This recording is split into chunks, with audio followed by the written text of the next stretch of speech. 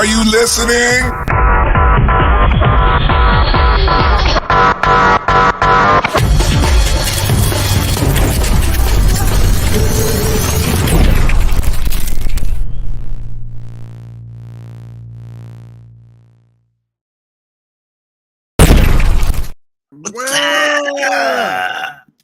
It is coffee time, and I'm already drinking like 2 cups of coffee, and I am hyped up for Lost Caverns of Ixalan. You know, for just for reasons, you know. Oh yeah, I can't wait. Oh man. So we're going to go through some spoilers. We're going to talk about spoilers. And I want to say hello to the people in chat. Right now, we got Prime 406 Games. Whoop, whoop. We got James Willis. Whoop, whoop.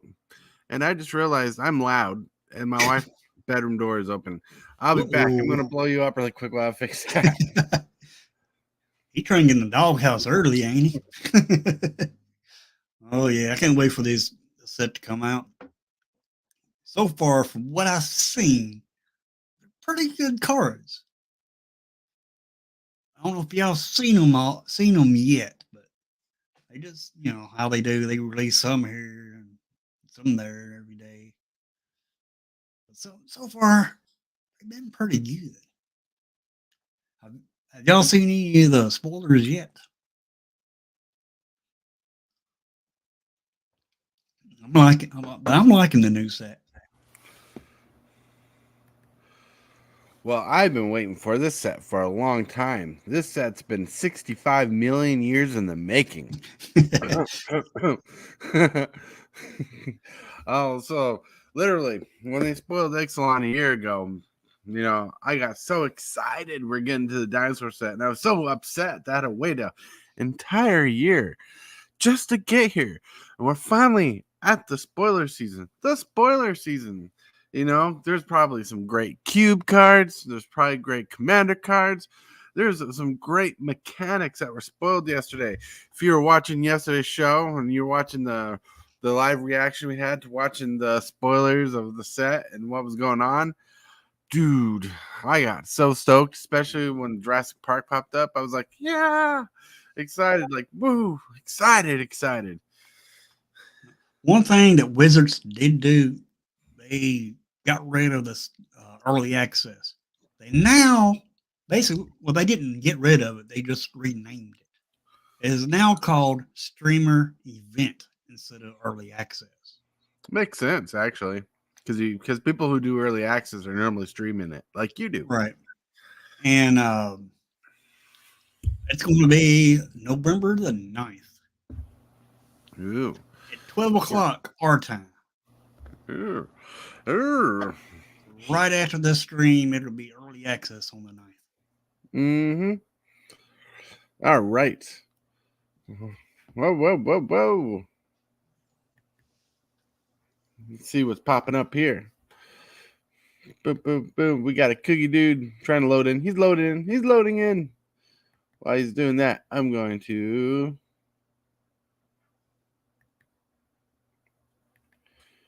Bob. Yeah, my favorite part. Yeah, I was already scoping through the spoilers, but I wanted to highlight this card. Oops.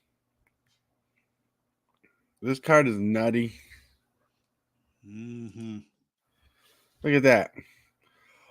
Tog, Deepest Foundation. 6 mana, 6/6. Vigilance.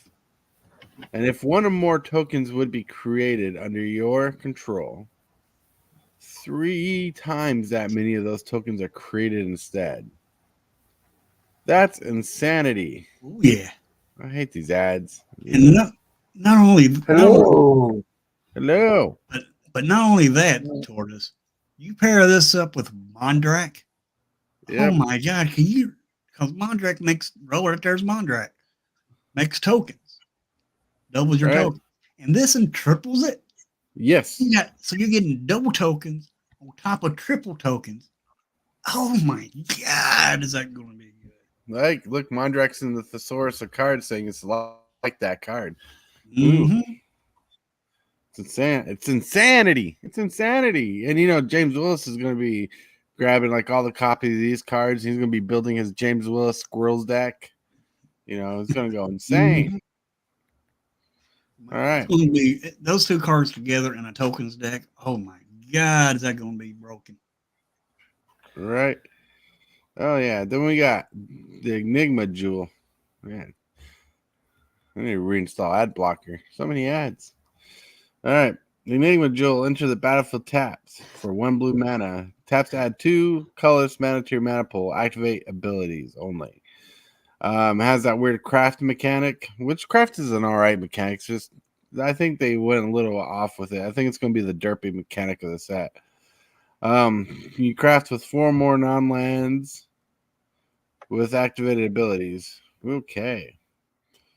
Then if you exile 4 more non-land, I'm used to the word permanent creatures or something being there, but they just simply put non-lands. More non-lands. That's just ridiculous. Wizards, not everything has to be that simplified because that gets confusing if you just say non-lands. Well, okay. I read a green card today that I didn't understand. Mm-hmm. All right, so if you craft, what's up? So we going over the cards of the new cards. Yeah. Mm-hmm. Yep, we're going over some spoilers. We're hyping up the set. We're going to talk about some dinos. I mean, It's everything, Bob. Everything. Just have fun and hang out with us. Be awesome. Mm-hmm. Awesome. I love hanging out with you guys. Yeah, we love hanging out with you too. Awesome. Mm-hmm. So after you do its crazy craft mechanic, Locus of Enlightenment, which has activated abilities of each exile card you use to craft it. You may activate each of those abilities only once each turn. Whenever you activate an ability that isn't a mana ability, copy it. That may choose new targets for it. So its flip side is pretty powerful. Oh yeah. But it has a steep cost, both mana cost and in crafting cost. Yeah, that's strange. All right, let's get back. Ooh. Aclazats. Yeah. Aclazats, Deepest Betrayal. Flying, lifelink, 4/4, Bat God. Dun, dun, dun, dun. Whenever Aclazats attacks, each opponent discards a card. For each opponent who can't discard a draw card, you draw a card. Whenever an opponent discards a land card, create a 1/1 bat creature token with flying. Whenever Aclazats dies, return to the battlefield tapped and transformed under its owner's control. Ooh. Nice. That's actually pretty decent. It turns into Temple of the Dead. It's a land card. And I didn't cover this with the triple or token creature because the other side is not amazing. And then this one's not amazing either because it does the same thing. Well, you gotta look at it a different way. I mean, it's recursion. Exactly. Yeah. Is that the back side of the card? Yeah, the Temple of the Dead. I mean, how easy is it going to be to flip this back to the 4/4? It's gonna be easy. There's lots of discard just in standard right now to make your opponent's discard, and it's going to be so easy to keep this on the battlefield. Mm-hmm. Hey, Matty Monk. Hey, yo. Little Lawson. What's up? Back God. Hold on. Boom. We got a Mr. A wild Scott. stasis orb appeared. Hello. Yeah, this card right here. This card is insanely good. I'm just saying the land side is kind of like kind of meh, but I really like the front side a lot. It's so good. It never dies. Well, right. That's what makes it amazing there. You're going to absolutely be able to transform that for 3 mana. Are you kidding me? And it technically ramps you into 6 mana. Right. If you think about it, like you play it on turn 5, they kill it. You ramp up. Like Yep. this card's actually quite good. Oh yeah, so the token tripler does the same thing. Hey, you seen that card, right?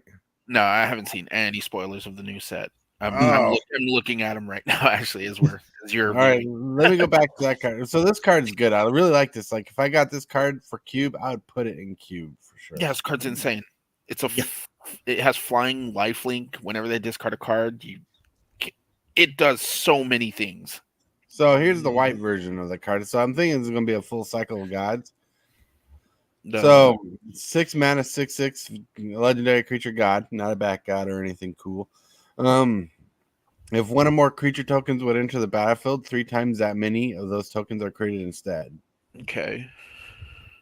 Then if it dies, it becomes the land. And you pay 3, transform the civilization, activate if you attacked with 3 or more creatures this turn. You know, the token doubling, the token tripling side is going to be busted. Yeah, it's expensive though.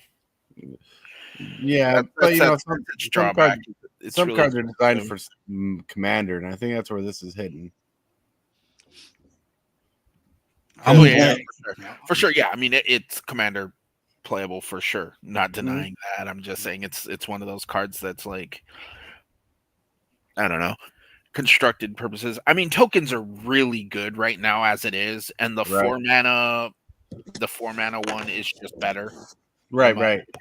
The 4 mana, what was it? It was Mondrag. Yeah. One doubles all your tokens, and then you can transform it or give it indestructible or whatnot. Right. That's just going to be a better card. If that card didn't exist, this card would be solid. But I think because that card existing, this card is not going to be as good. It'll probably be read as like a one of. Yeah. Because what if you pair them up together though? Oh, yeah, that'd just be overkill. But I just feel like the power levels, like in a token deck, you're playing cheap spells, right?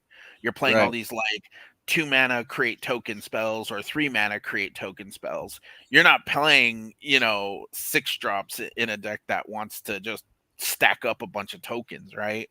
Right. And realistically, I mean, every time I've successfully because I have a tokens deck myself, and that the 4 mana one has always been enough. Like it's like you play it. If they don't answer it, I win, and if they do answer it, then it's whatever. But it's one of those cards that like I said, if that card didn't exist, this card would be better. But because of that other one, I think this one's just kind of gonna have to live in the shadows, right, of that other. Of the other one. Yeah, I get it. I still like it, but like my brain's thinking commander. No, commander, yeah, absolutely, commander. This card's insane. All these cards are insane. Like they're all good. If you were talking from a commander standpoint, absolutely. I'm actually because after looking at this at Klazats or whatever, I think I might make a standard brawl deck around him because I really like him. But what's the 4 mana one? The red one. This is the red god, apparently. Oh. Yeah, so it's the red version of that Klazats and the tripler. Yeah. The red god. Let's see. It's an Ogre Ixalan Deepest Might. 4 mana, 4/4 legendary creature god. He has trample, and if a red source you control would deal an amount of non-combat damage less than Ogre Ixalan's power to an opponent, that source deals damage equal to Onyx's power instead. Well, that makes shock relevant if that's ever a thing. When Ogre Ixalan dies, return to the battlefield. Not shock. What's the new one? I can't remember what the new one is. Oh no, I'm just using shock as a like. Oh, for sure, yeah. Well, it makes shock, lightning strike. I mean, it helps mono red. This card absolutely helps mono red. Right. I mean, non-combat damage. I mean, come on, lightning bolts are doing 4 damage with this. Yeah. And then it just becomes a line. What does it cost to flip it back over? So 3 mana, transform, Temple of Power, activate only if a red source you control dealt 4 or more non-combat damage this turn. Yeah. I don't think that'll be too hard to flip back. No, not at all. In red, are you kidding me? Yeah. Red is pretty good. already like annoying enough to deal with in limited Yeah. or not limited constructed. Right. It's annoying in arena too. Yeah, but I see it's pretty good, but I don't see it as super exciting. I don't know. I mean, like it. it's red. Right, it's red. What about Does red red is thing. exciting. Just kidding. No offense to all the mono red players out there. I know there's a handful of you. Right. I ain't too keen on this one. We got Hotly, Poet of Unity. 3-mana legendary creature, human warrior bard. It's a Naya commander. When Hotly, Poet of Unity enters the battlefield, put your library for a basic land card, reveal it, and put it in your hand. Why can't I just put it on the battlefield, peeps? 3 mana and 2 hybrid red or white. Exile Hotly, the returner to the battlefield transformed under your control. Activate only as a sorcery. All right. Her first saga is Roar of the Fifth People. You create 2/3/3 green dinosaur creature tokens, which is pretty solid. Her second chapter is Roar of the Fifth. Does creatures you control have tapped? Add one of Naya colors. Her third chapter is search your library for a dinosaur card, reveal it, and put it into your hand, and shuffle. Yay. And her fourth ability is dinosaur you control, gain double strike and trample until in turn. Yeah, that's because of what dinosaurs need. Yeah. I mean, this is dinosaurs really need. This is an okay card, but once Ah. you turn it into an enchantment, after that last chapter, it's gone. Right. But it's pretty good. Well, if it's your commander, it goes back to the command zone. And you get a tutor for a land. This is actually not a bad commander for dinosaurs. Probably one of the better ones because it's cheaper and it helps you fix your mana really quick. I don't know what you're going for with this, like with your build, like creatures and like your dinosaurs will be able to tap for mana with it, but like a lot of dinosaurs have enraged, so I don't know if that's what you want. She's a good addition to a dinosaur deck. I don't think she's gonna be like a staple. I like her, but yes, like if that pretty little land that you searched up for went to the battlefield, I'd be like, put this in for sure. But yeah, the fact that it's basically Nissa, more or less. Yeah. Just like a really bad Nissa, and like I like that it gives you tokens. I think that makes it a little better. Right. But I just plays a comma. Yeah. It's just so much better. Or do what I do and play Joda. Okay.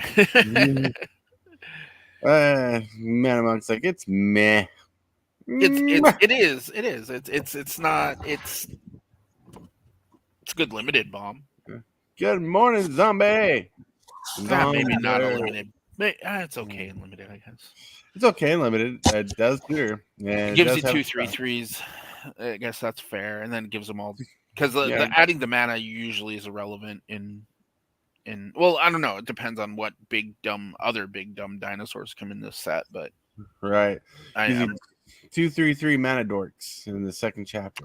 Yeah, basically, yeah. You get 2/3/3s, and then they add mana, and then maybe they can get you to even at like 7-8 mana. Like this card's very odd. It's a very odd card. Right. Well, I think people will play it though. Oh, absolutely. Card's awesome. It's dinosaur themed. Everybody loves dinosaurs. I'm going to try it out on the 9th. Yeah, I wouldn't play it in my dinosaur deck because my dinosaur deck cares more about playing big stompy stomp dinosaurs and reoccurring dinosaurs if needed. For sure. Because it's a 5-color reanimator style dinosaur deck. All right. It would help you cast those dinosaurs. Second chapter. It does help you for sure. What's this? We got Sanguine Evangel. Oh, they're bringing back Battle Cry? I didn't pay attention to that. Yeah, one Battle Cry with wilds, I believe. Battle Cry. Whenever this creature attacks each other, attacking creature gets 0 until turn. And it's on a white card. Interesting. When Sanguine Evangelist enters the battlefield or dies, Create a 1/1 black creature token with flying. Oh. That's since a black-white token theme. Well, that's not bad. Hold on a sec. Peeps. No, that's a rare.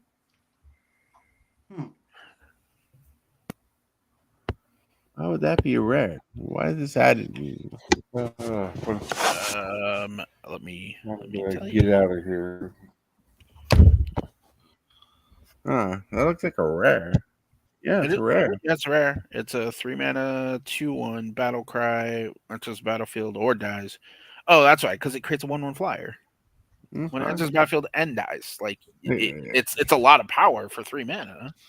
It is like limited. And it has battle cry. It pumps. Yeah, if this was an uncommon, you know how busted this card would be. Yeah. This card would be absurd. This card's actually quite good. I actually think this card is actually constructed playable. Because it gives you a 1/1 flyer when it enters battlefield, right? And then it has battle cry itself. So like your opponent either blocks it and then you get another 1/1 out of it, or they just let his battle cry triggers. I think this card's quite good actually. This card's quite strong. You see the first comment here? Well, there's have been quite some months since I've last seen a bad white rare. I think it's under but this card actually is quite solid. Yeah, I don't know about standard for sure, but in limited this will be a bomb for sure. Limited, that card's insane. But like in constructed, I don't know. It has potential. I mean, tokens are a thing right now. Well, it's a good aristocratic style card, like for sacrificing or making blockers. I can see this being played in Commander because it's a good blink effect. Oh yeah, for sure. For sure. I wish it had the Thragtusk ability. Well, then when it leaves the battlefield. Well, right, or give the little 1/1 back. No, because Thragtusk says when it leaves the battlefield. So when you blink it, you still get the right. Effect. This is when it enters, so it still works with the blink. They made it work with the blinking effect. Essentially, yeah, but it doesn't. Yeah, but when it dies, you don't get you can't blink it for you can't get the token when it leaves the battlefield. It has to die to the battlefield. Die the battlefield. Look how I said that. Time capsule.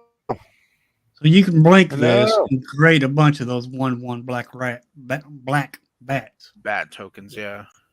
That's what we're talking about. But like, I don't know. I think if even like that comment, that's really funny. I think this card's pretty solid. This card's it gives you a 1/1 flyer. It gives you 2 1/1 flyers technically. Mm-hmm. And as battle cry, it pumps the team. Like, card's quite good. I think this card may look bad now, but I'm sure when people start playing with it, they're going to realize, oh, this card's actually. No. I see it as a playable card. It's just the rarity just like blew my mind on this one. Like, because I could see this working as an uncommon in certain sets. No, this card would be absolutely ridiculous as an uncommon. I guess, like, if you want, I mean, for a constructed standpoint, sure, you can bump it to an uncommon, but. From a limited standpoint, this card is absolutely insane. Right, limited is bonkers. Wait a minute, those black 1/1 tokens can block. Yeah. This is a good card. Yeah, since really they can block. Yeah, they can block, and like it's a lot of damage. Like, think about it. Like, you play this on turn 3. You get the 1/1 flyer. You attack next turn. It gets +1/+0, or is it each other? Yeah, each other attacking creature. So in any other token, like, there's so many 2-drop tokens cards right now. Even like what's the virtue? The white virtue. I don't know. Creates a 2/2. Creates a 2/2 vigilance. I know the one you're talking about. Yeah, my favorite virtue. Yeah, that card is insane. And then like with this, like I don't know. It just seems like there's a lot of ways to generate a bunch of tokens, and like this card's fine. I think this card's quite good. I don't know. I guess we'll see what happens when the set comes out. But all right, We can move on to the next one. Yeah. Deep Root Pilgrimage.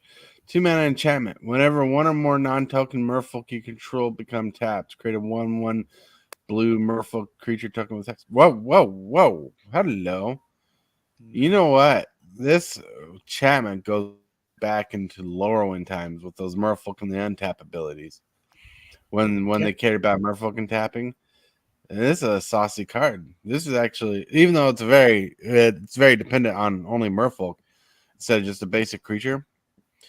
Merfolk decks will like this in standard probably, and definitely in commander. People will feel like their Lorwyn style merfolk have more teeth with a card like this. I don't know if there's many merfolk right now in standard. So this is really funny because this is one of those cards that like isn't good right now. Even with this set coming out, it won't be good. Right. But when the next like few sets come out, there's potential for it. Right. Because they're gonna obviously Wizards of the Coast knows what they're doing, and they will print more merfolk later on, and maybe this card will shine. But ultimately, this card is just quite good in general, just because of merfolk deck. I have a merfolk historic deck right now. Right. This card will fit perfectly in that deck. The only thing I wish it had was the tribal thing, tribal merfolk. But outside of that, this card's solid. I think this Thank card's you, good. Time Capsule, for showing up. See you, Time Capsule. All right. Oh, no, I like the card. Like the first comment, someone says, "What the fuck? This card is good." This card seems really good. Yeah, card's good. It's solid. It's what merfolk do. Yep. It's just merfolk doing merfolk things. How dare merfolk do merfolk things? All right, Andrew, can you read this card for me? Yeah.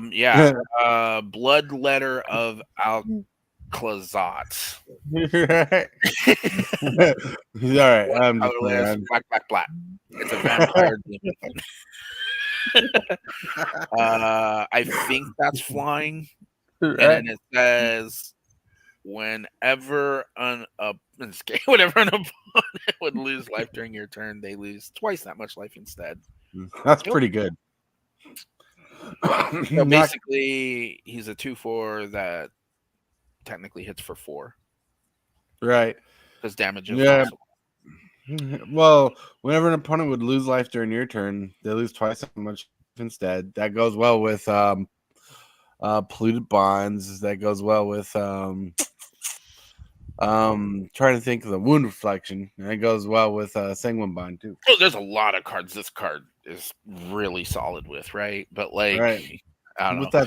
With that 3 pips, I don't know how well it's going to be in kind of a multicolored set. And I hate to break it to the blood letter of Aclazots, but Shieldred kind of takes the 4-drop slot. Sorry. Yep. Shieldred. Well, this with Shieldred too could work in a mono black deck. Every time because they draw a card on their turn. True. Well, I'm thinking you making your opponents draw cards on your turn. I guess. I guess he could combo with Flump. I guess at that point you'd rather run Orcish Bowmasters. Yeah. I mean, yeah, obviously. But you can kill your opponent faster, I guess. It's another way to kill your opponent without. Oh, that was really funny. Sorry again, Hillbilly. I didn't mean to put you through all that. It was really funny though. I think this card will work good in Rakdos. It will work. It's hard with triple black. I will say it'll be very hard with triple black, and that's the problem. Well, yeah, but like it's still a jank rare. It's going to be right. Oh, it's not rare. It's mythic. It's mythic. Yeah. It's Shieldred's just a better 4-drop. Shieldred will always. This card is very, even from a limited standpoint. I probably wouldn't play it unless I was like heavy black, but. Yep. That was the fire. It's done. All right. Bonehorde Dracomaster or Dracosaur. Dracomaster. Bonehorde Dracomaster. I like this card. I read it earlier. It's a 5-mana dinosaur dragon, which I don't know why those two names need to be on a card.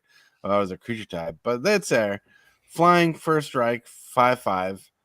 At the beginning of your upkeep, exile the top 2 cards of your library. You may play those cards. If you exile the land card this way, create a 3/1 red dinosaur creature token.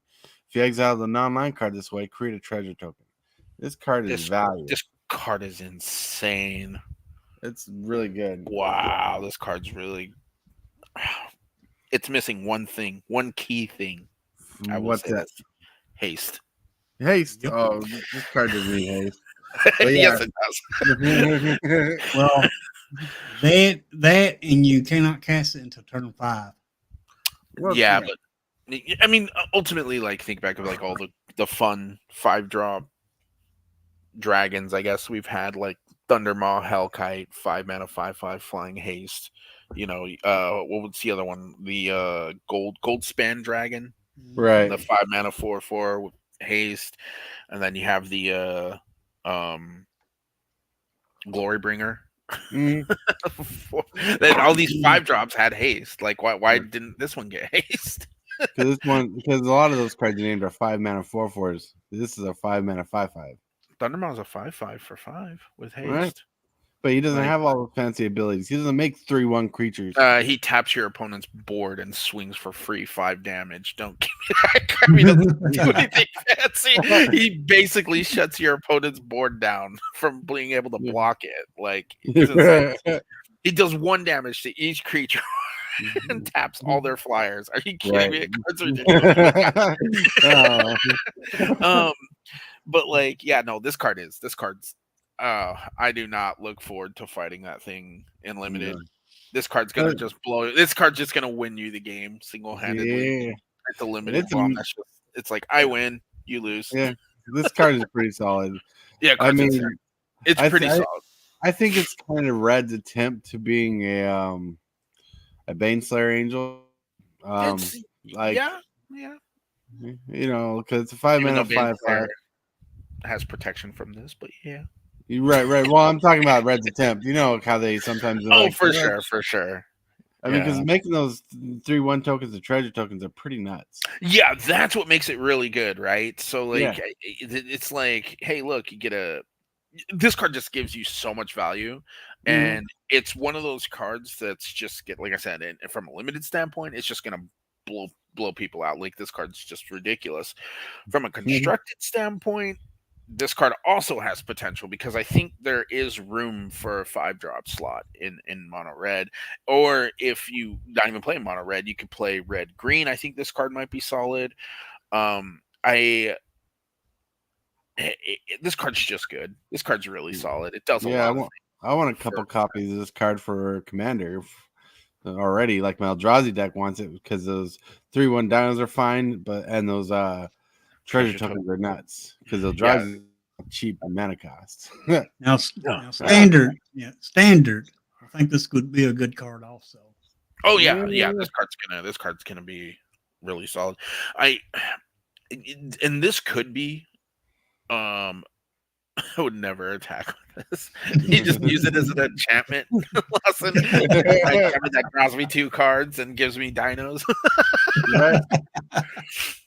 So I was on the other page. When did I think D. Lawson's tired of getting blown out by the Wandering Emperor or whatever. I was on the other page. When did Cookie Doo drop out? He dropped out a while ago, like probably maybe 5 minutes ago. All right. He said he had to go. I heard him. He was like, I have to take off. I was like, okay. But yeah, no, this card's absolutely insane. It's very, very solid and limited. I'm going to lose to it unless I open it. Then I'm going to win with it. But this is one of those cards that like you'll see everyone else at the pre-release opening, except you. Right. You're like, well, that guy just won. All right, really quick.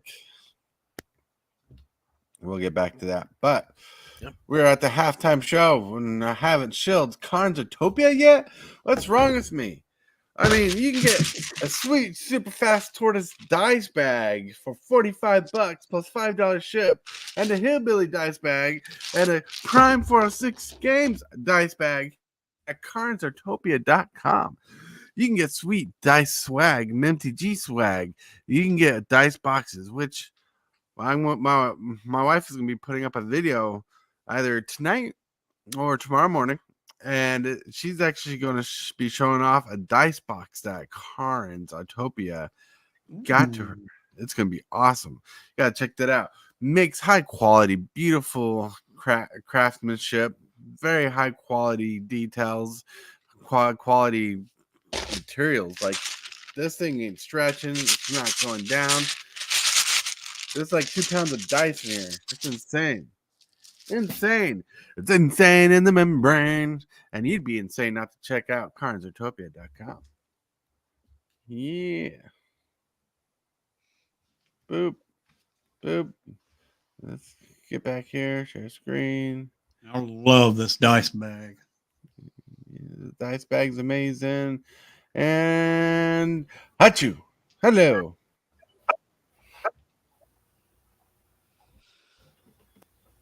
And thank you, James, for popping that link in there 1, 2, 3 times. All right, so let's get back to spoilers here. I mean, we're already halfway through the show, basically. We haven't gone through all the cards yet. All right, Gotla, Stampede Tyrant. This card's nuts. Yeah, card's broken. Well, Yeah. I just need it because it's a What's dinosaur. going on here? Like, as if sneak attack was wasn't already ridiculous. Like this card, it's like you sneak attack this into play, and then you can follow it up with like Emrakul and then Kozilek and then all your sneak attack creatures, and you get to keep them. That's so insane. This card's ridiculous. Card's absolutely insane. I don't know if you guys know sneak attack, but it's an enchantment. I know. Red and slam a creature into play from your hand. Right. No, I know what sneak attack is. It's a card I need to get a copy of too for my Eldrazi deck. Really? Yeah. Okay. Yeah, I think I have a couple. So I can also I need to go get my stuff out of storage and I'll send you a bunch of stuff. But yeah, I have a couple sneak attacks. I can give you one. Sweet. I'd appreciate that 100%. You also want the I have it on my notes here. The massacre. I have so many of those. They have like 6 or 7 of them. You're like, I'm rolling. I didn't even know those cards were. I didn't even know that card was worth so much. I was like, what the hell? The $30 card. But yeah, Galta, insane. Galta's ridiculous. Sneak attack, just love. But yeah, I'm just looking at the artwork here on accident. I started strolling over here. It's like strobe light. Dinosaur dance party. All right. When Godless Stampede Tyrant enters the battlefield, you may put any number of creature cards from your hand on the battlefield. Insane. I definitely gonna need a copy of this for my Jurassic Park deck, for my featured dinosaur deck. My Eldrazi deck will probably want this because who you know, because the only Eldrazi I'm missing from my Eldrazi deck is Ulamog, the Infinite Gyre. And eventually I'll get a copy of that when I save up $40. Ulamagoo of the Infinite Goobaloo. Yeah. Well, I'm trying to get all 3 of the OGs in my deck, and he's the only one I'm missing. Emrakul, Ulamagoo, the Infinite Goobaloo, and then Kazoozles. Yeah, Kazoozles. But yeah, not the original Emrakul because he's banned in Commander. Oh yeah, that's right. You can't play that one. Yeah. Yeah. But I got an Emrakul in there. I got the 13 mana one. Yeah. Still good. Yeah, cards are good. Now let's come here to Hillbilly's favorite card. Kellen Daring Traveler. 1 generic and a white. Legendary creature, human fairy scout. By the picture of this, I think this is a leak that's been spoiled. Whenever a Kellen Daring Traveler attacks, reveal the top card of your library. If it's a creature card with mana value 3 less, put it in your hand. Otherwise, you may put it in your Oh. This might be one of my favorite cards. For Cube. Oh man, this is gonna be good. Journey On. It's a 2/3 for 2. Yeah, I'm getting to all this stuff. Journey On is its sorcery side. Create X map tokens where X is 1 plus the number of opponents who control an artifact. That's kind of weird. Well, I don't think anybody's going to care about that side actually. Creature's ability when killing. No, we read all that ability. It's a 2/3. Yes, that's pretty amazing. That's a pretty solid 2-drop. I would not be disappointed to get this for cube. I put this in cube so hard. What's a map token? Do we know? Map tokens are. Oh, let me see. I knew what a map token was yesterday. Now I forgot today. Same here. I don't know. Yeah, it's like I don't know what a map token is. Here we go. Show your face. There you go. Sacrifice this artifact. Target creature you control explores. There you go. It activates the sword. Oh, yeah, this card's good. This card's really good. Then, yeah, I mean, even as a 2/3 card's the same, but this card is wow. This card's very powerful. No, just even without the journey on ability, it's really powerful. The journey on ability is insane good too. Like That's gives you interaction for turn 1 and turn 2. It kind of gives me what was that? That was that beast. Well, it's not really exactly turn 1 interaction. You create map tokens where X is 1. Oh no, you get 1 map token out of it. Okay. Yes, yeah, you get it regardless. You get 1 at least. And then if they have map tokens or artifacts, you get more. So it's really cool. So yeah, you're guaranteed 1. So you have your turn 1 interaction and you have your turn 2. I mean, obviously you play him. It kind of reminds me of what's his name, who saw a lot of play. There was that beast. It's like a 3-mana 5/5, but it can't attack or block unless you control a 1/1 creature. Right. And it creates a 1/1 creature for 1. Can't remember that card called. But yeah, kind of reminds me of that. This card's obviously really strong because it's a 2/3 for 2. So you're gonna be able to attack with this creature. And that's the benefit. The 3 toughness is really, really nice. You would think this card would be like a 2/2. But this card's a 2/3, and that does play a big role. So no, this card is fire. That's all I know. Yeah, card's insane. Yeah, cards are really, really strong. Yeah. So far, my favorite non-creature, non-god card from the set. What's this? Is a human Ever-flowing well. What? Is a human fairy scout. It's a human and fairy. All right. Yeah. The Ever-flowing well. It has like a snake head on it. 3 mana legendary artifact. Whenever Ever-flowing well enters the battlefield, mill 2 cards and draw 2 cards. So I love that right there. Descend 8. Why is there no text? Because Descend 8 is if there's 8 or more permanent cards in your graveyard, I believe. Yes. At the beginning of your upkeep, if there are 8 or more permanent cards in your graveyard, this explains it right there. Transform it. It turns into a land that's for blue. Whenever you cast a permanent spell using mana produced by the Myriad Pools, which is the name of this land, up to 1 other target permanent you control becomes a copy of that spell until in turn. It's not bad. I can see where you make a 1/1 token into a 6/6 dinosaur and beat face. That's not bad.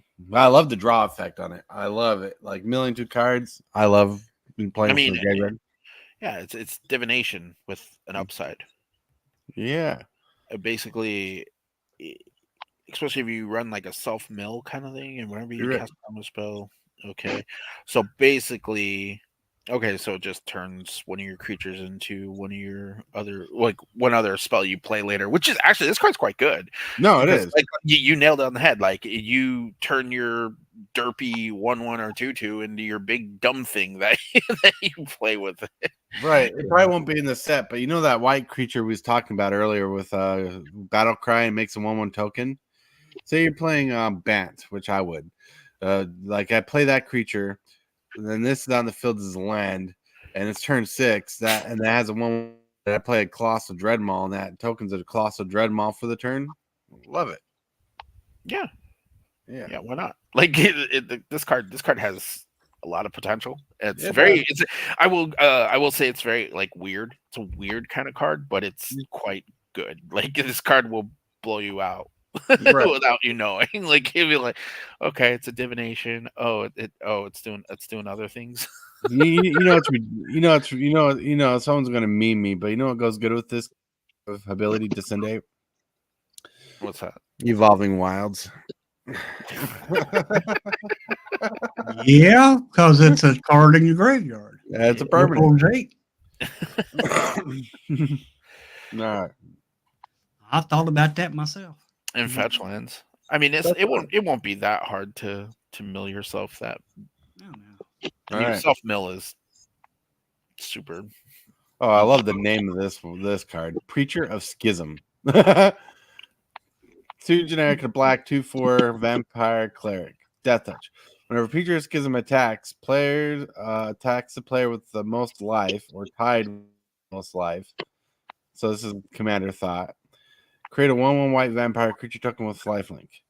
Whenever Preacher of Schism attacks while you have the most life or are tied with the most life, you draw a card and lose life. That's not bad, but like in limited, that could be a banger or it could be weird. This card is insane and limited. Are you kidding me? This card's ridiculous. Well, no, like if your opponent has less life than you, you're Then not you- getting any ability. You draw a card and you lose. No, a no, life. no. You have to have they have to have the most life. So either they're less No, life no, than no, you, no, you no, get no, a no, no. 1/1, or you get to draw a card and lose a life. This card is ridiculous. This card is All right, quite no. good and limited. I would the second ability. I was thinking your opponent had to be. No. So basically, it's a way to balance. It's like you get either one of these effects. Basically, you either Right. get to create a 1/1 bat, or you get to create or a 1/1 vampire. Sorry, with lifelink, or you draw a card and lose draw a a life. card. This card's ridiculous. It's A not bad. 2/4 for 3. Like this card is powerful. This card's awesome.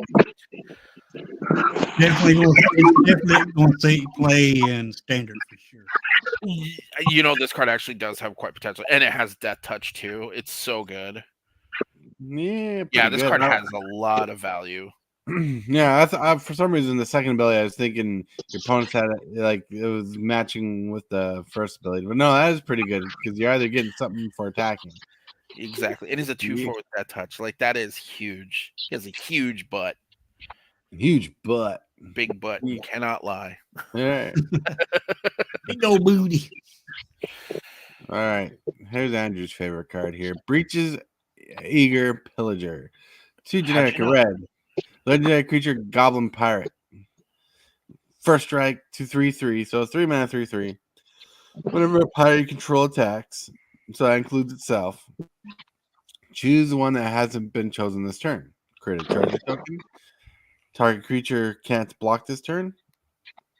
Exile the top card of your library, and you may play that this turn. That's strong. Oh, okay. I'm understanding. I was wondering why it says choose one that has been chosen this turn. Like I was thinking it was Gallag Readers, where you just kind of choose one that hasn't been chosen before. No, that's pretty good because if you have 3 pirates, you're getting all 3 of those abilities. And all 3 abilities. Right. Yeah. That's not bad. That's why it's good. Yeah. There's a lot of value in these 3 drops we've been looking at. Mm-hmm. Yeah, that's ridiculous. Yeah, this card's quite good. This card has a lot of value for sure. Especially if you be running pirates, like card's awesome. It's That very very good weird. for the tribal aspect. Yep. Oh yeah, for sure. Yeah. I mean, pirates are. I don't. Last time I played Ixalan, last time I played Ixalan was in limited when I went to the pre-release, and I had the most insane deck that like I've ever had in a limited format, and I kept it together for the next like few sets that came out, and it's just destroyed every deck I've ever built. But the deck had like, I want to say like 16 2-drops. Yeah. And with all evasive creatures, it was ridiculous. And this card would have been perfect for that kind of that deck. But yeah, I remember the deck was so good that I couldn't fit Chupacabra in the deck. Oh wow. And that's a limited staple. But when your deck is so good at Chupacabra can't even be in your deck, you're like, dang, this deck's insane. But yeah. Yeah, this card's really good though. This card has a lot of potential. 3/3, can't be blocked basically. Yeah. It's gonna be annoying to deal with in limited. I've noticed a lot of these have to do with you attacking. Which is good. Yeah, which means it's gonna be an aggressive format. All All right, there we got Skull Spore Nexus. Ooh. 6 mana, 2 green, legendary artifact. This spell costs X less to cast, where X is the greatest power among creatures you control. Not bad.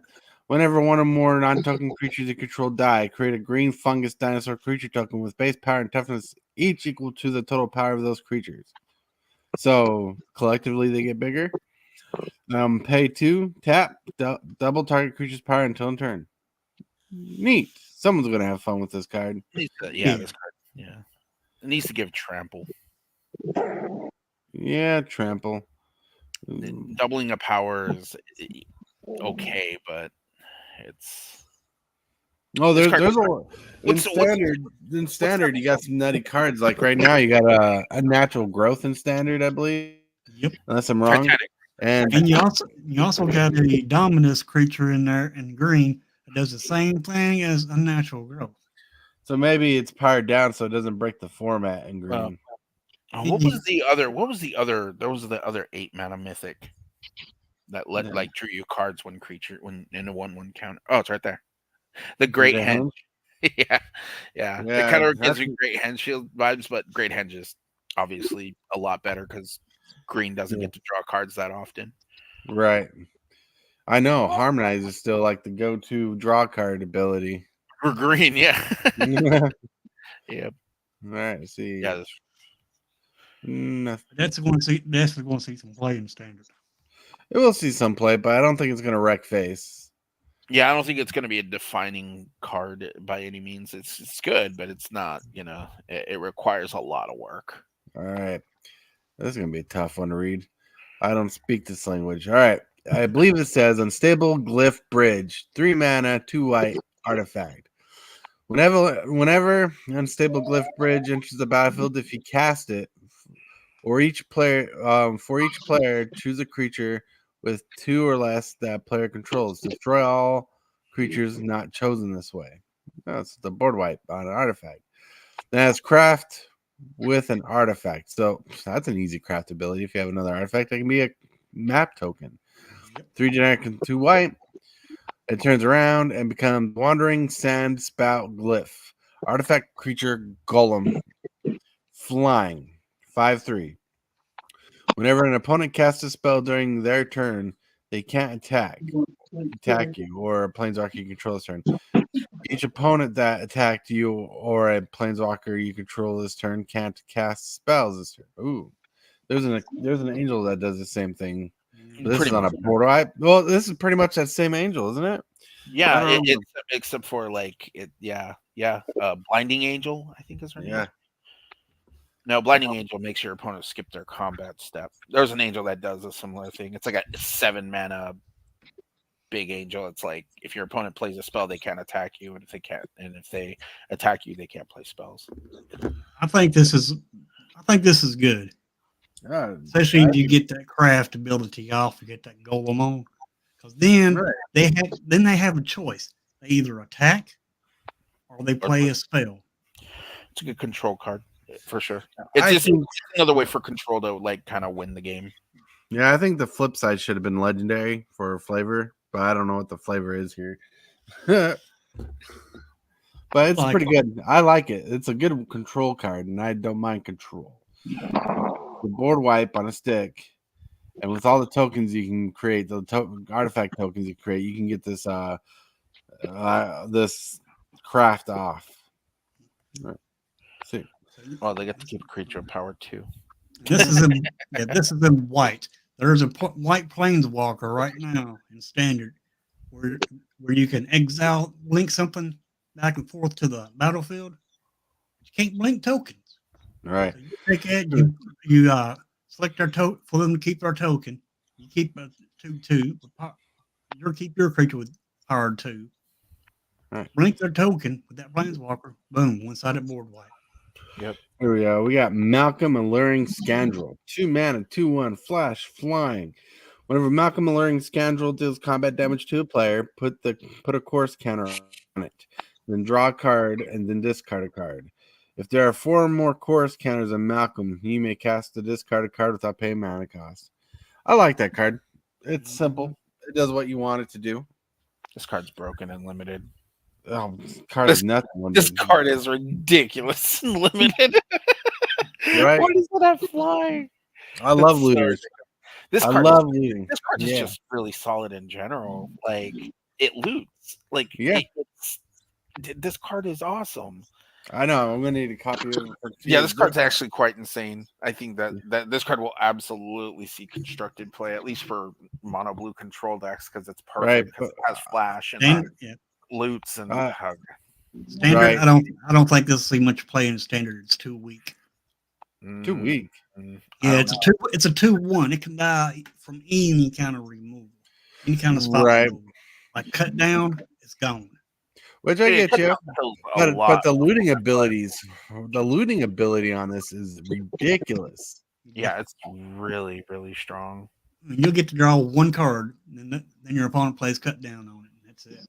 Right. But are they going to cut down this card or your more threatening creature? Well, think about it this way, right? You're going to flash this in at the end of their turn, so you're forcing your opponent to have to make a decision as to whether or not to kill it right then and there or kill it during your turn. And if they kill it during your turn, you get to untap, and now you're mono blue, right? Or you're some sort of blue control deck. This card's insane because now you could just have counter magic up to protect it. Like this card is insane.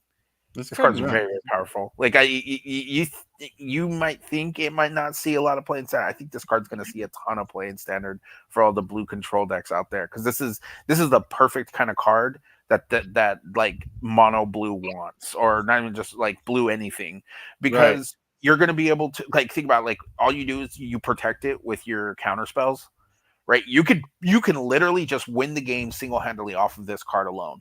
And the reasoning for that is because you play it's like Delver of Secrets, right? So many mono blue wins with Delver of Secrets all the time. It's a 1-mana 3/2 flyer technically, but you play it and then you protect it, right? So you do the same thing with this card, and then eventually you'll start getting value out of it, because then you'll be able to discard your draw spells and stuff like that and start drawing a bunch of cards and filling your hand back up. So this card's quite powerful, and I don't know. I see this card seeing a lot of play and constructed for sure. Yeah, it can die for sure, but yeah. All I can do is just give them, my opinion. That's all this is just opinion. Oh no, for sure, yeah, and yeah. Don't get me wrong. Like cut down is very odd. It's basically the what do I call it? It's the fatal push of standard right now. Right. So it's don't get me wrong. This card is dies to removal. Everything dies to removal, but mono blue will love this card. Mono blue will play this card till the end of days. Yeah. I mean, just because I say this card may not be played in standard, don't mean I ain't going to try it during early. For sure. Yeah, no, the reason why and here's my opinion why I think it's gonna see a lot of play in standard is because this is exactly what blue wants to do. This is everything blue wants to do. It wants to loot. It wants to play at instant speed. It wants evasion. Like it literally has all of that in a package.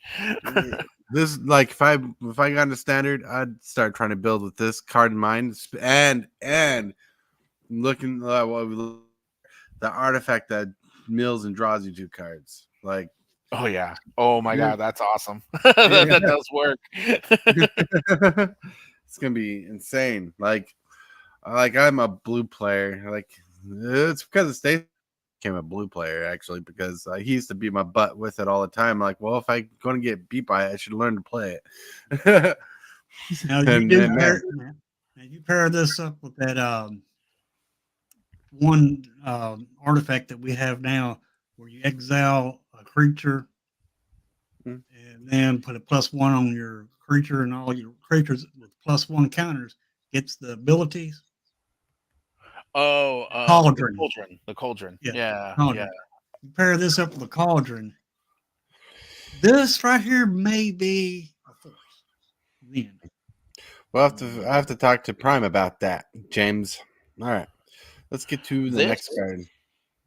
I just realized that this says you may it's not an instant or sorcery, you just cast the spell. You Yeah. just get a free spell. Like, it doesn't matter what it is. Right. That's ridiculous. This card's insane. I thought it was just an instant sorcery, which it's still insanely good, but But you had, but the downside on that is you have to have 4 of those chorus counters on it before you can yeah. All right. So, all right, let's get back. Yep. Let's move on. We've already been on it for an hour. We're going to overtime. Bringer of the Last Gift. That's a heavy mana cost. 8 mana, 6 generic, 2 black. Flying, 6/6. Vampire Demon. All right. The flying, whenever Bringer's Last Gift enters the battlefield, if you cast it, each player sacrifices all other creatures they control. Then each player returns all creature cards from their graveyard. They won't put them. What? I don't want to give them stuff back. That's not bad, actually. So basically, as the top comment says right there, this is the weirdest living death. It is very true. This is very weird. This is it's like I board wipe you, but you get to return all your other stuff. I guess you get a 6/6 flying demon out of it. But That is kind of weird. it's a very odd card. It's like basically you're trading your opponent's current board with their graveyard, basically. Right. And then They ain't got no creatures in their graveyard. They don't get none. it's Yeah, if they don't strange. have any creatures in their graveyard, you just wiped them. I don't know. It's strange. It's very weird card. Hello. Where'd you go? It wants me to go down there. Where'd you go? Where'd you go? I miss you so. It seems like it's been forever since you've been gone. All right. Hit the mother load.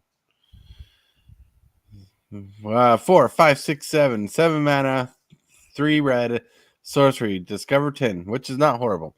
If you discovered cards, if the discovered cards mana value is less than 10, create a number of tapped treasure tokens equal to the difference. To discover 10, exile cards from the top of your library until you exile a non-land card. Pretty much fixed Cascade here. Oh yeah, and if the mana is value, cast it without paying its mana cost, and put it into your hand. Put the rest in the bottom in a random order. There you go. So discovering is pretty much a fixed Cascade nowadays. That's the way people have been calling it. Is like if it's like discover with a number by it, like discover 10. So you reveal cards to your library until you hit a card with converted mana cost 10 or less. Then you can cast it or put in your hand. Now, the treasure token ability on here is unique to the card. Okay, so it's like so it's basically because like if you cascade it into like an X spell, you wouldn't be able to play it because you'd be able to play it, but you'd be able to play for 0. Right. Okay, I get it. This card is interesting. I think the big red players would love this card. Right. Well, I think what's good about this is it highlights the discover mechanic. The discover mechanic is what we want to see more of. It's a fixed cascade. It lets you put cards into your hand that you otherwise can't cast with cascade. That's fair. Yeah. My opinion on this card for standard, Yeah. I believe that it's going to see some play just because if you get like maybe a 2-cost creature with this, Right. you're going to create 8 treasures. 8 treasure tokens. Yeah. No, So it's good. You get that creature and 8 treasure tokens. You're gonna hit the mother load. Right. That is round. You're gonna hit the mother load. You're right. You get it to love mother.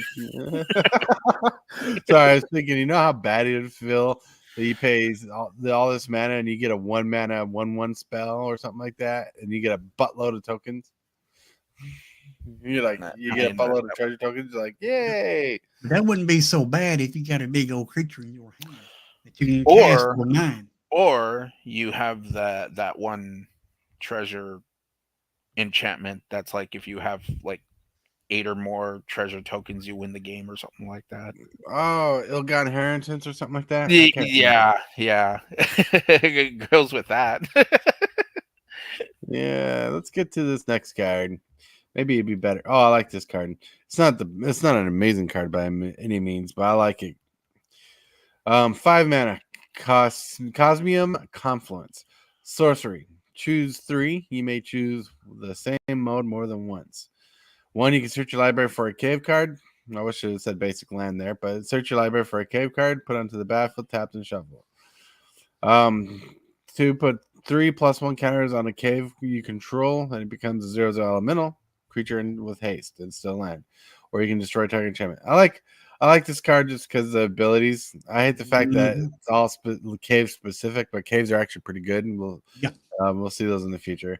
But it's not worth going over lingering on this card very much. Correalbor, I'm trying to read the okay, I didn't realize it's a different language. I was going to try to read a different language. Sorry. Correalbor de Kinjali. Kinjali's Dawn Runner. 2 generic and a white. Creature human scout. 3 mana, 1/1, double strike. But 1 enters the battlefield, explore. That's not horrible. I like white gets explorer. That's important. I like It explorer. ain't too bad. I think when Explorer came out, I think it was one of the best abilities you could ever create for a limited format and a standard format.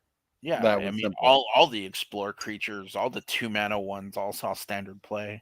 Oh all yeah, They all did. That 2/1 for 2 that explores. There was the 3 mana 2/2 that explored. Really good. They were all good. I'm glad Explorer's coming back. I like Explore a lot. It's a fun mechanic. Mm-hmm. come on, click. I guess it is. This is a Darc card. I'm trying to. There you go. Sinuous Benthosaur. Yeah. When Sinuous Benthosaur enters the battlefield, look at the top X cards of your library, where X is the number of caves you control, plus the number of cave cards in your graveyard. Put 2 of those cards in your hand, the rest on the bottom of your library in a random order. That's all right. I can't believe I spent so much time clicking on that card just to read that ability. Caves are actually pretty good. Yep. Caves are actually pretty good when we see caves, but this card it's meh. It's weird that making cave a tribal kind of synergy. It's a limited card. Yes, it's a signpost card. So look, here's caves. I'll just go cover the caves. They all do the same thing. Pay 5 mana the color of the land is.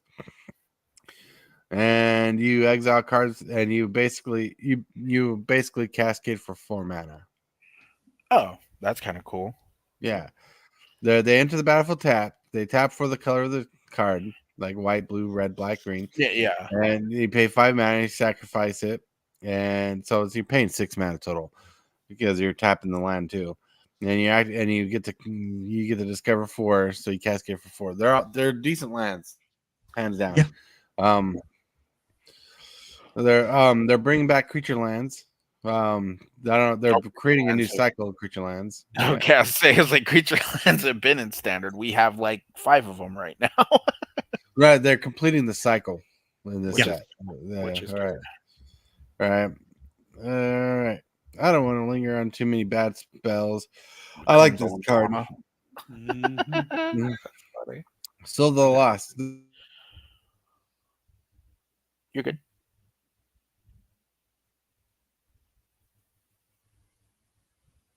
You there, Tortoise? I think he froze. As additional cost to cast this spell, discard a card or sacrifice a permanent. Yeah. Has descent and it just went blurry. Souls of the Lost power is equal to the number of permanent cards in your graveyard, and its toughness is equal to that number plus 1. I like this card. It's not bad. I like the fact that you can target a permanent, like not just a creature or something. Like turn 2, you can cast this and sacrifice a land and have one mana. You know. Yep. Yeah. So like I wouldn't sacrifice lands just for fodder, but in the best case scenario, that could do it. Especially in a like, I wonder if they're like, well, people like this if you have like Lotus Petals and Legacy and stuff like that on the battlefield. You can sacrifice a Mox and get this, and it'll start beefing it up. But I don't know how powerful this will be. but people like it. I mean, if Termaglyph is not doing amazing, let's make another Termaglyph. Yeah, it's basically, yeah, I'd say it's a very Tarmogoyf feel for it for sure. This card's solid. It'll do work. We'll be getting mono black. Obviously, I don't like. It's really bizarre right now because I feel like the best decks in standard are all monocolored, except for like the Alara one, the 5-color Cascade Alara deck. But like, it just seems like everyone's playing just monocolored decks right now. It's mono red, mono white, mono blue is the only one that isn't. James, I'm surprised you haven't gone to the Jurassic World cards. Come on, we're getting through the regular spoilers. All right. Moving on. All right. See, they're reprinting growing rights at Iclamok. I think a lot of the cards we spent time on were worth discussing. So Wait, growing rights of Itlamok? That was a card that was printed before?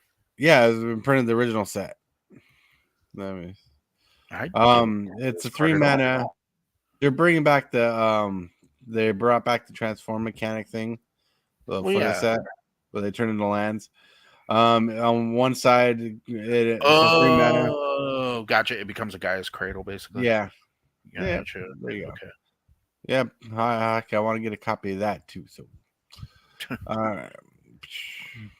where's the card? That's all right. Chart of Course is a decent reprint, but there's one card I wanted to show you because I think it's pretty. Like, I think it's gonna be like a Chart of Course is coming back? Oh, that's awesome. That's such a sweet card. I love that card. Anyways, what card? This card I think is going to see good standard play. See Note Scout. 1 mana, 1/1, and enters battlefield explorers. Simple as it. I think it's going to be a very valued town temple card. Great. That card's good. Yeah, this card's absolutely good. Are you kidding me? Oh, Thrashing Brockdon's getting reprinted. This is actually a 2/2. It can be. It can be. Yeah, no, it's just good because 1 mana you explore. You're like, I control the top deck of my library. I mean, this is like Green's, almost like Green's equivalent to like Jade Spelunker's really good too. Yeah, like right Spelunker. Read. Let's look at Poison Dart Frog. Oh my lord! Hold on. Daylight Spelunker. We'll get to Poison Dart. 1 mana X against the battlefield, you explore X times, which it seems like a good ability, but if you don't want to get rid of that top card, you're kind of wasting X. But if that top card, if it does work, then you can just buff it up times and fill your graveyard. It's not bad. It grows. You don't have to mill the card. You can leave it on top of your deck. Right. It will just keep growing. Right. All right. No, it's a good card. What was that? There's a Poison Dart Frog. I thought it was a fake card. Go down. Go down. Right. Oh, Thrashing Brockdon. Nice. Right there it is. Yeah, this is the card I saw. I thought was fake because of the way it looks. It looks so goofy. Yep. Poison Dart Frog. 1/2 green. I mean, a giant and a green, 1/1. It's a mana dork, and against that, it's all right. I mean, Deadly Recluse is just a better card. Yeah. I mean, it has reach. Protect you against flyers. Yeah. No, it's all right. It's like in limited. It's a temple card drop. Yeah. It can gain Death Touch as a combat trick. It's a mana dork if you need it. I mean, it's not a wasted. It's not a wasted card. It's just a weird card. Yeah, it's very odd, for sure. Yeah, it's like because for 2 mana you get a mana dork, and with your mana dorks you normally don't want to use them block, but late game that mana might not be worth much anymore, so you can just use them to block. Cool interaction is you can activate that with his mana. Yeah, you can block and then activate. Yeah, tap add, activate his ability. Yep. I mean, don't get me wrong. I thought the same thing about a Myrrh back in Future Sight. That was just jank. I liked it because it had multiple abilities that did nothing. Andrew Scott remembers that. Of course. I was like, this card's going to be worth money. This card's awesome. I didn't think it was going to be worth money where I trade a GameCube for a I card. Well, I would stay longer, but I'm going to have to get out of here. I got something I got to do today. All right, bud. We're covering the rest of this. Yeah. See you, everybody. Y'all have a good day. Have a good night. All right. You too. Yeah. Boop, boop. All right. Sovereign Okinek Aha. Aho. Aho. I don't know. Sovereign Okinek. Oh, wow. Sure. We'll go with that. Was a 4 mana, 3/4, Legendary. ward 2 for each creature whenever it attacks. Because again, this set's all about attacking apparently. For each creature you control with power greater than that creature's base power put in. Oh, that's kind of good. This card's awesome. Card's gonna blow you out limited. You put a +1 counter on it to equal the difference. So if you attack the 1/1 with this, that 1/1 gets pretty buffed. It becomes a 4/4. Yeah, that's pretty good. It's pretty solid, or 3/3. Yeah. But yeah, Like it. cards. This is all the one planeswalker in the set. Is this? Did they waste it? This elephant. All right, let's find out. Quanturious Canned. Go ahead. Canned. Such a weird 5 mana, 4 comes to play 4 loyalty. Whenever you cast a spell from exile, it deals 2 damage to each opponent, and you gain 2 life. Okay, and then +1, create a 3/2. Okay, so it creates tokens. It protects itself, which is good. All right. Discover 4, which obviously that's the cascade, right? Yeah. So his ability will trigger. God, that's expensive though. -3. Because like if you play him even to draw, like think about it, like that's 5 mana. Maybe, Cascade 4. Yeah, that's like it's like basically the cascade for 4, and then you deal 2 damage and you gain 2 life. But assuming your 4-drop's going to be solid or right. This card's very weird. I don't know how I feel about it. I mean, I like that creates 3/2s. I think that's the important part. I think he's gonna be. I think he's kind of weird colors, but I think he's supposed to fit in a Cascade deck because his ability whenever he casts a spell from exile, like that includes your commander if you're playing commander. Quanturious Can deals 2 damage to each opponent you gain 2 life. It's like cascading and stuff like that where you exile cards a lot. Like I'd expect this to fit more colors than just red white, but I think Cascades are kind of where they're going. And discovering is what they're leaning into. Yeah. Man, I was reading the comment. the guy says, -6, light my graveyard on fire and throw it in your face is good garbage. So no. Gishas Sun's avatar is being reprinted. That's a neat picture. What is it? It's Gishas Sun's avatar. He's a reprint from the first set. 5, 6, 7, 8 mana, 7/6. Yeah, gives you all the dinosaurs basically. Yeah, when he deals combat damage, you reveal the top cards equal to the amount of damage you dealt, and you can put all dinosaur cards reveal this way into the battlefield. Yeah, that card's janky, right? I mean, dinosaur lovers. No, I'm talking about this card. Oh, the Myco Tyrant. Myco Tyrant, 3 mana, star. Myco Tyrant's toughness is equal to the number of creatures you control that are fungi and are saplings. At the beginning of your end step, create X11 black fungus creature tokens with this creature can't block. Where X is the number of times you descended this turn. Okay. So descending is each time a permanent card is put into your graveyard from anywhere. Yeah. This card's actually quite interesting. It does a lot of things. It's a self-mill champion. Mm-hmm. That's why I look at it. Yeah, like I know. Yeah, but it makes an aggressive command. Sure. It makes an aggressive it's basically commander. It's like what's that 3-drop in the last set, the Skitterfang. Oh yeah. Makes a 1/1 rat every turn that can't block. Kind of reminds me of that. Except for that's rare and this is mythic. All right.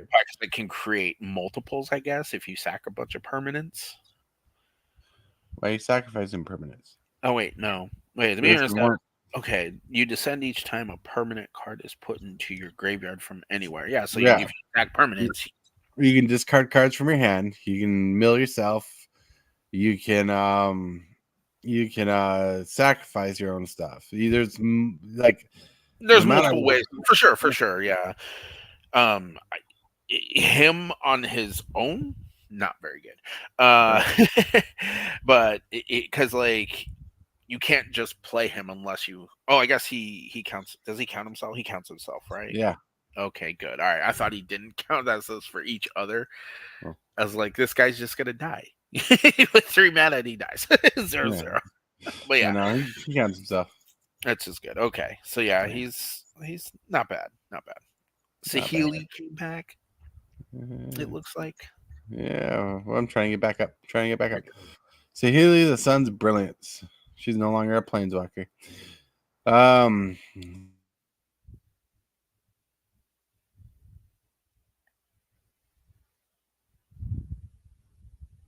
So it's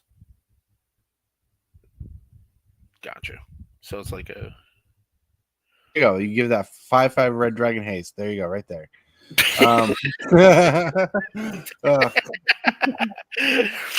If you get that dragon and Saheeli, you won limited.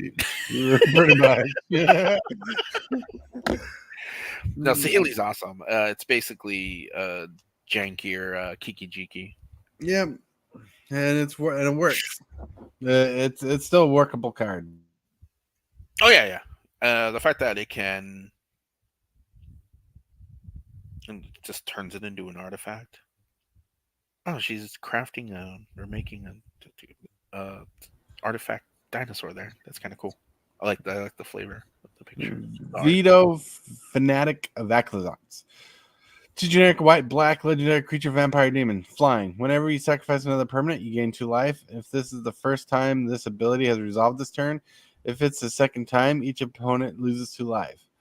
Okay. If it's the third time, create a 4/3 white black creature token vampire demon. Holy cow, with flying.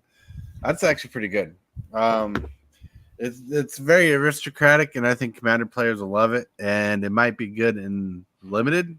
This card's ridiculous and limited. I mean, just it being a 4/4 flyer for 4. No, that's true. Solid. It has all these other effects. This card's insane. This card's really good. And I don't know how it will fit. It might do good in them. It might do good in standard, but I know people are gonna go for this card in Commander. Pretty good. Ridiculous. 3 things to basically make your opponent lose 2 life, you gain 2 life, and get a 4/3. Yeah, because if he connects, if you activate him your second time, and you connect with your opponent, that's a 6 mana life swing. 6 life. Yeah, for sure. It's just it's very weird because when it requires you to sacrifice 3 permanents. Mm-hmm. So you sacrifice 3 permanents. No, not 3. I'm not talking about the third ability. If you get 2 sacrifices out of it, you drain your opponent's 2 life and you connect with him. That's a 6 life. Oh yeah, for sure. Yeah, you're not wrong. If you just get the 2, then your opponent loses 2, you gain 2, and you crack them for 4, and that's even bigger because you gain 2. So technically, it's a 8-point gain. Right now, here we go. This card looks like jank. Abilio Ancestral Echo. 1 blue, 1 white blue. Legendary creature spirit, flying ward 2. Ward 2 is pretty good on a 3-drop for a 2/2. It's true. All right. 3 mana. Exile another target creature or artifact you control. Return to the battlefield under your control at the beginning of the next. Oh yeah, blinking. Blinks. Yeah, that's not horrible. This card's good. This card's really good. Limited. And Jeskai with that green derp, that green dinosaur, Gotla. Then every time lets you slap all your creatures into play. Yeah, not Jeskai, Bant. Holy cow, dude! I want to build Bant now just for memes. That's funny. All right. Oh, look at that! There we go. We got a card that can combo with the vampire boy over there. Sacrifice another creature or artifact. Put a +1/+1 counter on him. Yeah, but notice it's a free sacrifice outlet. Mm-hmm. Yep, there's no drawbacks or anything like that. It's just sacrifice creature or artifact. You don't have to pay anything. You just Do Eat it. your dudes up. Card's good. Card's really good. Oh yeah, free sacrifice outlets are usually pretty good. Mhm. Here you go. 5 mana. You got Apple Block of Great Mistake. Okay. Legendary creature skeleton horror. It's an uncommon. Vigilance and Menace for a 6/4 creature. That's pretty decent right there, just stats. Descend 8. 6 mana. Return this card from your graveyard to the battlefield with a finality counter on it. Activate only if there are 8 or more permanent cards in your graveyard.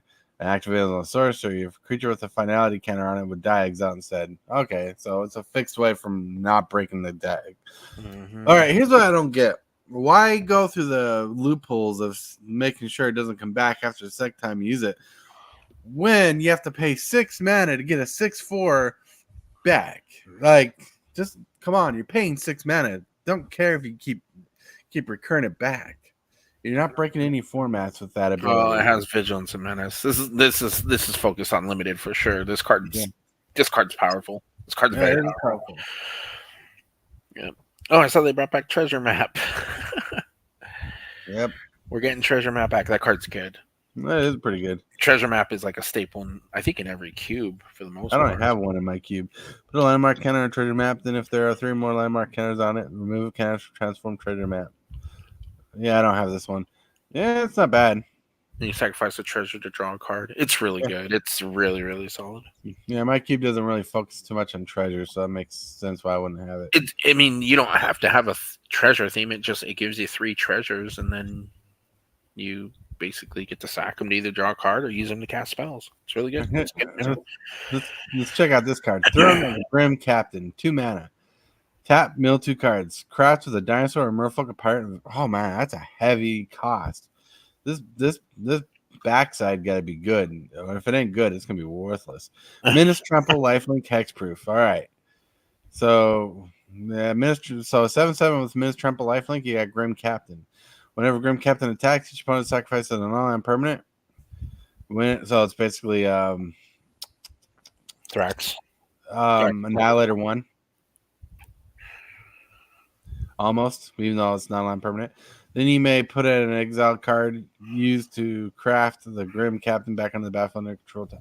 It's all right. Like if you pull it off, it'd be worth it. But that's probably more of a standard card where you're like, I got this specific dinosaur I like, this merfolk, like that one green one we saw earlier, that 1 mana green one that explores.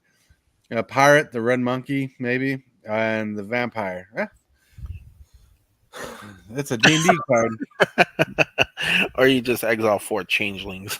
Right? 4 changelings. Menace, Trample, Lifelink, Hexproof. This card's I will say the flip side of it's kind of ridiculous. It is ridiculous. It has hexproof. That makes it worthwhile. Yeah. It's a skeleton spirit pirate. I will say probably in limited, this has actually quite high potential because in limited, you're just playing your most efficient creatures, right? And chances are you're going to have a dinosaur, a merfolk, a pirate, and a vampire. Yeah. All right, we're going to go back down here. Those are lands. There's the basics. Now, we're not going to get into depth in here, but we're going to just read the names of these cards. So, yeah. Look, it's what's his name? Jeff. Yeah, we got Welcome to Jurassic Park. These 2 cards right here are the same card. This is the backside Jurassic Park. These cards right here are going to be in the set. They can pull from packs. The Ian Malcolm Catician, Indominus Rex Alpha. Life Finds a Way, which is actually, this card is pretty busted for token decks, especially the ones that run green stompy stomps. Whenever you cast a creature with power 4 or greater, or whenever a creature with power 4 or greater to the battlefield, you proliferate. You populate. I really like this card, Ravenous Tyrannosaurus. It's very dinosaur themed. It has Devour 3 for 6 mana for 6/6. I haven't seen Devour in years. Right. We get to see it. Whenever Ravenous Tyrannosaurus attacks or deals damage equal to its power up to 1 another target creature, excess damage dealt this way is dealt to its creature's controller instead. I like it. Wow, that card's insane. Yep. These I don't believe will be standard playable, but yeah, for you sure. can pull these packs. You got a Bant card. Taurus loves Bant, so that's pretty saucy. So for five mana, you get a 2/5 that taps. You exile a creature card from your graveyard, and you discover X, where X is the value of the creature, the mana value of the creature. I like it. I like the fact you only can do it as a sorcery speed, though. This particular card, Ian Malcolm, this is a secret layer card. This Dr. Ian Malcolm. Mm-hmm. I think it's going to tell you that secret layers are going to be reprints that are reskins of other cards. Yeah. You got Indoraptor, Perfect Hybrid, Bloodthirst X, Menace, and Rage. Whenever Indoraptor, the Perfect Hybrid is dealt damage, choose an opponent at random. Indoraptor deals damage equal to its power to that player unless they sacrifice a non-creature permanent. Yay! Yeah, Dino DNA, which I really like the artwork on this card. I like the artwork on all these cards. What am I kidding? Oh yeah, I was like, this is all Jurassic Park themed. This is right up your alley. Right. Imprint. Exile creature card from a graveyard, activate only as a sorcery. Pay 6, create a token that's a copy of target creature card, exile Dino DNA, except that it's a 6/6 green dinosaur creature token with trample, activate as a sorcery. That's not bad at all. Interesting. I like the artwork here. I like this picture right here. Yeah, that card is interesting. Don't move. 5 mana. Destroy all tapped creatures, and until your next turn, whenever a creature becomes tapped, destroy it. And these are going to be in the set. They're not in the set, but they're in the booster packs. Yeah, like you can open these up, like in set packs and collector packs. Yeah, that's cool. Yeah, these are awesome then. Yeah, Compy Swarm, 3 mana 2/2 at the beginning of your end step. If a creature died this turn, create a tapped token that's a copy of Compy Swarm. I like this card just for flavor varieties, and I love the picture. Like it reminds me, that's from Jurassic Park 2, The Lost World. And see and if I'm looking at this correctly, these two command towers are the same card but different sides. Yeah, one's like when it's new, when it just opened, and then one's after nature's taken over. Right, but it's the same card, like physically. Yeah, it's a command tower. Right, so it's a commander staple. Yeah, no, I'm saying it's a double-sided card.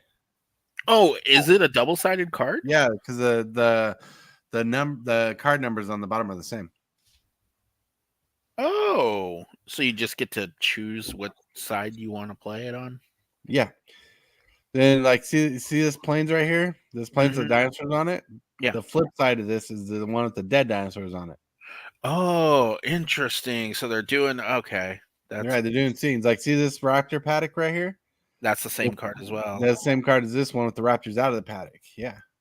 That's cool. Okay. I know. I really like it. I don't know if they're in set or it says Rex. So I don't know if they're in set. Oh no, they're in the set. So these are cards you can pull from the set. I like those lands. Yeah, lands are awesome. Yeah, it's pretty awesome. We're getting mana crypt again. Yeah, I need a mana crypt. So I need one. I'm not one to want cards just because they're worth money, but I want a mana crypt. I want to get a mana crypt from this set because it'll be cheaper. Is because for the Eldrazi deck. That's fair. Yeah. All right. That is all the cards, and man, I'm way ahead of time. We've gone for an hour and a half. Yep. All right. Well, thank you everybody for being on. Thank you everybody for chilling out. You guys are amazing, but man, I am tired and worked out. We gotta work on. Don't forget to like the video. Like the video. Thank you for subscribing. Hell yeah! Thank you, Stay Sword, for being on. Oh yeah. Thank you, Hillbilly, Dad, and everybody who popped on today. You guys have a wonderful day, and don't forget. All right, hold on. I got it caught in right here. Shockwave! What is your command, Megatron? Subscribe for Magic the Gathering and other content for evil fun. Fear not, Megatron. Cybertron shall remain as